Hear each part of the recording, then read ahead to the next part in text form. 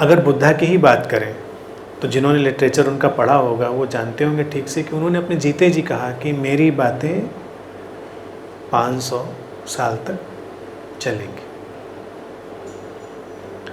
अब आगे भी उन्होंने हो सकता है चीज़ें बोली हों जो रिकॉर्ड में ना ही हो, तब वो कहेंगे कि 500 साल बाद आप जो और बुद्ध आएंगे उनके साथ चलना। अब जब उनकी टीचिंग विदा हो जाएगी तब बन जाएगा कल्ट, तब बन जाएगा बुद्धिज़्म। यानी बुद्धा से बुद्धिज़्म नहीं है, बुद्धा से है बुद्धाज। उनके जीते जी कहते हैं इतने मास्टर्स पैदा हुए, आने वाले वक्त तक मास्टर्स पैदा होते रहे। फिर जब जैसे से वो उसकी इंटेंसिटी गई तो कल्ट बन गया, वो धर्म बन गया है, इज्म बन गया। तो ये एक्सपेरिमेंट है, वो टाइम बाउंड है। और हो सकता है आने वाले वक्त में अभी ऐसे और मास्टर्स आएँ जो हिम्मत करें। मैं तो इस एक्सपेरिमेंट को करके दिखाऊंगा ही कि चीज़ों को बना के फिर उनको डिज़ोल्व कर देना अपने जीते जी। वही दुर्गा जी की पूजा का उद्देश्य है। और ये संयोग है कि मैंने नवरात्र को लिया, क्योंकि मैं बहुत नॉन कन्वेंशनल, अपारंपरिक जो कहते हैं, कोई परंपरा के साथ ना चलने वाला मेरा टाइप है। जो लोग पुराने मुझको जानते हैं मैं तो कोई परंपरा। और एकदम से जब नवरात्र आया तो कुछ लोगों को थोड़ा वो शौक भी लगा कि नवरात्र, मंत्र, ये सब चीज़ें, लेकिन उसमें पूरा जो मुझको चीज़ दिखाई दी और वो अस्तित्व ही अपने हिसाब से उसको चुन रहा है, वो ड्रामे का हिस्सा। बनाना और फिर मिटाना, सर्जन और विसर्जन, ये भारत की इंसाइट है। हम दुर्गा जी को बना रहे हैं, उनकी आराधना कर रहे हैं। अब अगर हम 9 तत्वों की, 9 चक्रों की, सबकी बात भी समझें तो उस माध्यम से हम अपने स्वरूप तक आए, लोग अपने स्वरूप तक गए। फिर जो स्ट्रक्चर बना था, जो ढांचा, जो पद्धति, सिस्टम बना था, उसको हमने विसर्जित कर दिया, विलीन कर दिया, उसको फिर से प्रवाहित कर दिया। ये हिम्मत होनी चाहिए किसी भी गुरु में कि जो आपने सिस्टम बनाया, अपने जाते जाते उसको आप विसर्जित कर दीजिए। फिर बनेगा, नया बनेगा और फिर उससे लोगों को लाभ मिलेंगे और फिर वो विसर्जित हो जाएगा। इसीलिए भारत में जो ये पूजा आई दुर्गा जी की, और भी देवी देवताओं की, लेकिन ख़ास तौर से देवी की पूजा में तो बहुत ही विजिबल ढंग से सारी चीज़ें आई। पुरानी मूर्ति की पूजा नहीं करते कभी आप, ऐसा नहीं आज अभी स्थापना करके पूजा कर लें तो अगले साल भी उसी को लगा के आप पूजा कर लें। आप तो बंगाल में जानते होंगे, ऐसा नहीं कर सकते। आपको उसे विसर्जित करना है और अगले साल फिर उसको बनाना है, फिर मिट्टी से बनाना। मिट्टी से बनाने वाली ही मूर्ति असली है।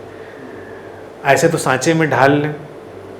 आजकल जो चल रहा है चलन, वो फैशन है, लेकिन वो उसका असली रूप नहीं है कि आप चॉकलेट से बना दें, आप उसको थर्मोकोल से बना दें, या मतलब थर्मोकोल तो खैर फिर इको फ्रेंडली नहीं रहा। तमाम तरह से लोग ऐसे एक्सपेरिमेंट करते हैं। फिर गणेश जी पे तो बेइंतहा एक्सपेरिमेंट करते हैं। दुर्गा जी से थोड़ा पता नहीं लोग डरते हैं, उतना एक्सपेरिमेंट करने की हिम्मत नहीं करते। घरों में भी लोग दुर्गाओं से डरते हैं, तो एक्सपेरिमेंट ज़्यादा उनके साथ नहीं हो पाता है। अब गणेश जी, उनके साथ सारा एक्सपेरिमेंट हो जाता है। कहीं केले के बना दें, कहीं चॉकलेट के, कहीं किसी चीज़ के, लेकिन जो असली रूप है वो मिट्टी का ही है। तो हमेशा नए रूप की ही पूजा होती, नया बनाया जाता है फिर विसर्जित किया जाता है। तो आध्यात्मिक प्रयोग जो है वो ऐसे ही होने चाहिए कि जब गुरु आया अपना काम करे पूरा, सारी चीज़ें, लोग अवेकंड हों, और फिर उसके बाद सारे सिस्टम को विसर्जित, और ये बता के चला जाए। अगर खुद ही आना हो किसी नए फॉर्म में तो बता के चला जाए कि भाई 150 साल बाद, 200 साल बाद फिर हम ऐसे ऐसे मिलेंगे वहाँ पर। या फिर किसी और को मिलवाना हो तो बता के चला जाए क्या समस्या है, हम क्यों नहीं मिलवाना चाहते हैं। मतलब ये सोचने की बात है। कई लोग इतना जाते जाते भी उसको इतना उलझा के चले जाएंगे कि आने वाले लोग फंस के रह जाते हैं। सीधी सी बात आप बता के चले जाएं कि हमारा काम पूरा हो, अब आने वाले लोग और काम करेंगे, उनको आप देखिए। घरों में तो हम यही करते हैं, बच्चे पैदा हुए, बड़े किए, आपने उनकी शादी वादी करी, फिर आपने कहा कि ठीक है अपना घर बसाओ, देखो अपना, फिर आगे तुम्हारे बच्चे होंगे, उनको देखना। आप अगर डट के बैठ जाए कि मैं ही सब कुछ देखूंगा,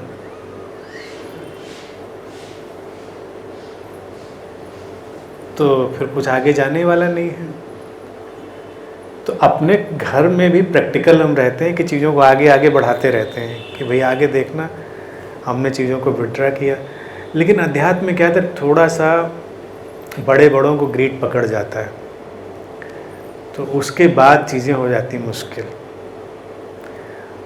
भारत में सबसे बड़ा एक्सपेरिमेंट किया बुद्धा ने ही। मेरा उनसे जो लगाव है इसी वजह से बहुत ज़्यादा है। उन्होंने लिखने ही नहीं दिया अपने जीते जी, कुछ बनाने ही नहीं दिया। उन्होंने कहा कोई ज़रूरत नहीं, अगर तुम जान गए हो उस चीज़ को तो उसका मतलब है, अगर तुम नहीं उसको जाने, नहीं उपलब्ध किए, तो उसको कोई मतलब नहीं। बहुत जब जिद लोगों ने करी, तभी उन्होंने कहा कि जब लोग उसको अपने अंदर ना अनुभव कर पाएँ और फिर भी अगर लगे कि इससे हेल्प हो सकती है लोगों की, तो मेरे वचनों को कलेक्ट किया जाए। कोई ज़रूरत नहीं थी उनकी। और उनके जीते जी लोग जाग रहे थे, अवेकंड हो रहे थे। अब सोचो ये कितना बड़ा एक्सपेरिमेंट था कि कंफर्म करने के लिए, कोट करने के लिए बुद्धा की किताब भी अवेलेबल नहीं थी उस टाइम पे। जो उनके सारे शिष्य लोग गुरु हो चुके थे, सिद्ध हो चुके थे, बुद्ध हो चुके थे, कहाँ से कंफर्म करते कि जो मैं कर रहा हूँ वो सही है, वो वही वाली बात है। कोई कंफर्मेशन, बस उनका अपना ही इनर कंफर्मेशन था। तो वो कलेक्शन भी बहुत बाद में आया। वो भी एक्सपेरिमेंट था कंपैशन का। अब उसका जो हस्र हुआ,